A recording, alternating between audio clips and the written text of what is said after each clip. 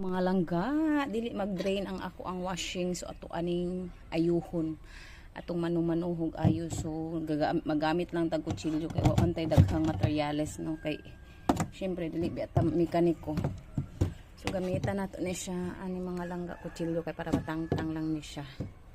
Wa na gikalawang na ni kani akong washing dai mga langga is kuan na ni 7 years na ni, so karon pa ni siya nagkuan nagbino ang atong tan-awon nganong di siya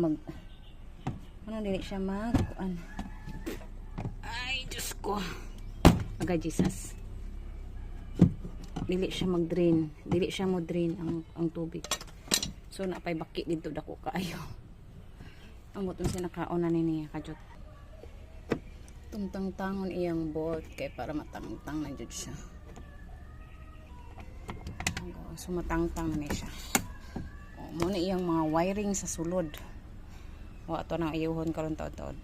So ang problema mga langga is naputol ang iyang kuan, ang iyang connection diri og diri, so problema jud ay ni siya mga langga. So mangita tag paagi nga ma-connect nato ni sila duha, kay kani man ang problema nganong dili siya madrin, nganong dili mo agas ang tubig diri katong mga hugaw, so dili siya madrain, so dili siya pwede mag-dryer. O muna yung problema iyang connection kani diri, kay kani siya diri sa sulod, diri ang tuyukanan gikan sa sulod, muna siya ang gawsanan sa tubig. Okay mga langga, so let's do it. Bye, next time update ta pag human ani og mo drain na ba siya. Okay, bye bye. So muna iyang tubig nga nang gawas mga langga, no, ang gawas ang tubig, so bitangtang na nako ni siya ang katungkuan ganiha.